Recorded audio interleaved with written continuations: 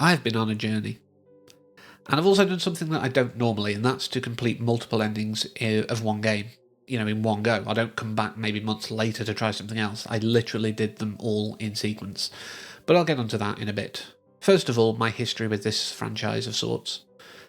I originally played NieR Automata. I was vaguely familiar that Drakengard existed and that the original NieR existed, sometimes known as NieR Gestalt or NieR Replicant, without a bunch of versions and numbers. But it wasn't something I'd really played, but you could kind of play Automata without that pre-knowledge. Like a lot of games, you can sometimes play them very much in isolation. It just enhances your experience if you've played previous ones. But I came to it with that knowledge and I was like, that's fine. I'll see what I think of this, and got a bit through it, but didn't really find myself enjoying it. Maybe it's one of those that I should have sunk more time into, I don't know. But a while ago, I tried playing Replicant. Obviously, when that was done, I was like, well, maybe I'll get back into it. Then I saw the spiders outside of Emil's mansion. I was like, nope, not touching them. But a friend at uni was saying, like, they are really good. And if I wasn't getting on with the games, then I could watch the anime, get the story that way. And I probably will still watch the anime once I've done Automata, just to see if there's anything different. But I really wanted to, play through Automata again, as I was being recommended. But I was like, well, I'll try Replicant again. And, spiders be damned. But a certain point through the A run, I was like, okay, now I get it. I hadn't even got past like the kid version before. But it really does start to hit you emotionally towards the end of that, but definitely in the bit that you do repeat for the different endings. And that's one small mercy. When I realised you don't have to play the entire game through for each ending, that was really good. I mean, for the C and D, I didn't do an entire run back for D. I just loaded up before the Shadow Lord's castle, saving myself time. Because then I knew, even at that point, I knew I wanted to do this video and I didn't want to hold out too long. But that moment in A, the sacrifice, was just...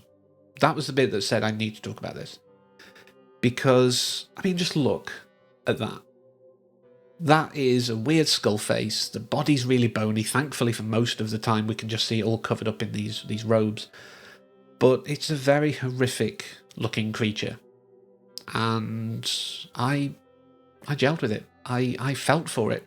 I emoted. Kaine, the foul-mouthed weirdo with something living in a brain that obviously you learn through the subsequent playthroughs what's going on there. And yeah, there's problems with it, but I do have deep respect for Laura Bailey, so I put up with it mainly for that. And even the protagonist.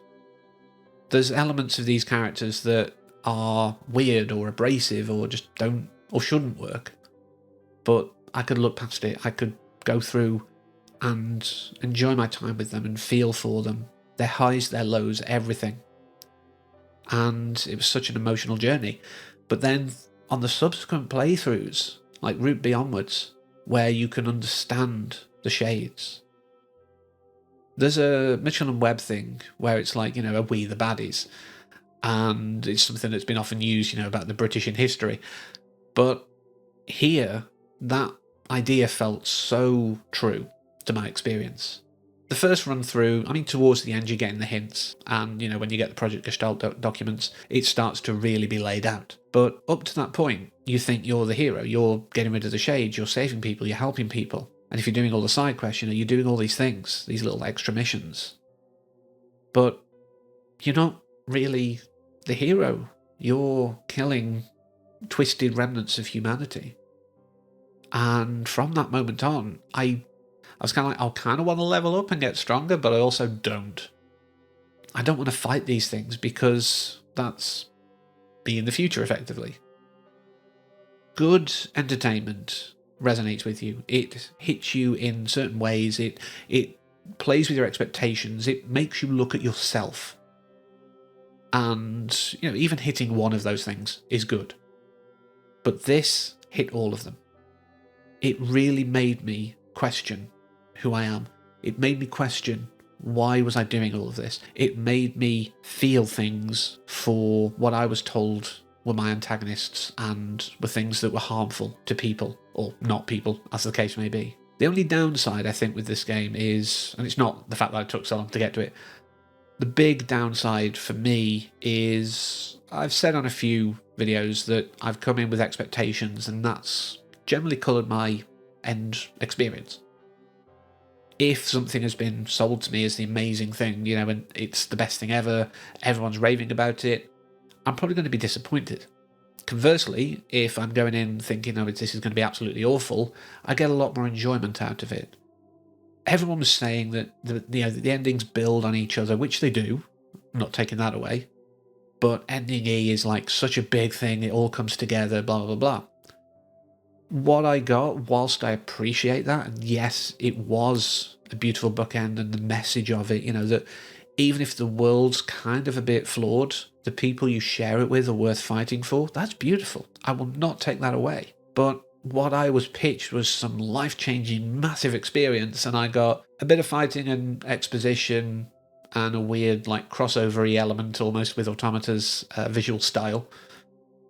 It wasn't what people seemed to be saying it was. And maybe that's a thing that I should stop doing, reading other people's opinions.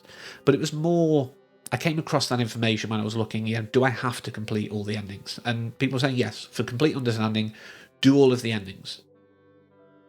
And yeah, I think it just rubbed that for me. But like I say, the emotional core, which is the important bit here, that's what made me want to do this video. From that sacrifice moment in run A, I wanted to talk about this because it made me feel. And that means it did its job well. Now, there will probably be another of these down the line where I'm going to try and temper my expectations for Automata, so hopefully I'll come out a lot more positive with that. I mean, already bouncing off it a couple of times has probably not helped me to feel super optimistic or expect too much out of it, so hopefully when I get around to doing that, I'll be a lot more praise-giving. And I'll probably look at the anime at some point just to see the changes and things that they've done differently, and maybe give my opinion on that. But definitely, I'm not going to be entirely surprised if we get Drakengard remakes in the future as well, and I might look at those, but who knows. For now, I'm going to keep it to the stuff that's literally NieR branded. But yeah, what were your thoughts? Did you play through all of them? Did you enjoy it a lot more than I did? Like I say, I didn't not enjoy it. I don't want people to think that. But did you go in with no expectations and therefore perhaps get the most out of it? Just let me know your thoughts, what you got out of this. Let me know what your thoughts about Automata were as well, with as little spoilers as possible, please. Not just for me, but anyone else who might want to play it in the future. But yeah, that's all I want to say about this. So as always, thank you for watching, and until next time, take care.